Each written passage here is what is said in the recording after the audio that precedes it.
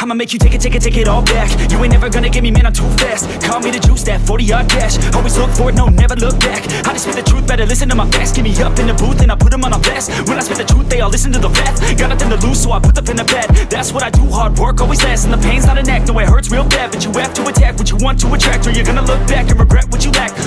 Everybody knows that's a fact. Yeah, I just want my words to impact. Yeah, I just want my words to all last. Yeah, not sorry if I put you on blast. They know just what they see on the outside. They don't know just what I'm like on the inside. Hey guys, TSO Day here, and I was tearing apart the Tiny Hawk Freestyle because I broke the frame right there. It's kind of hard to see, but that arm's fairly loose. And as I was doing that, I remembered that I told Justin over at SoFlo RC Life that I would make a video for him just showing my setup on my Tiny Hawk, because he has, I believe it's the original Tiny Hawk, and they're pretty similar, just this is the Freestyle version. So anyway, Justin, what I got here, this is the camera that comes with it. Not super great. I'm actually upgrading that with a Runcam Nano V2, but I'm just going to take this apart as I'm doing it because I was taking this apart anyway. So here is my LDARC VTX. I think I was telling you about that one. And I've just got it double-sided taped on top of the flight controller right there. It's kind of hard to see the double-sided tape, but that's just taped on top of the flight controller. And then I have the power wires soldered up to a 5-volt pad over here.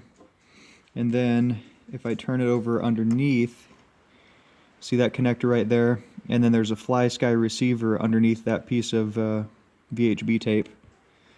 So, and then I have this, I can't even remember the brand of this cloverleaf antenna, but that's just what I got coming off of the LDARC VTX.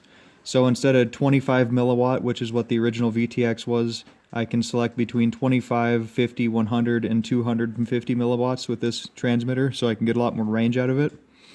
And also, real important thing that I did, to me anyway, was I installed a beeper, because if you crash in the grass or whatever with these little models, it's hard to find them.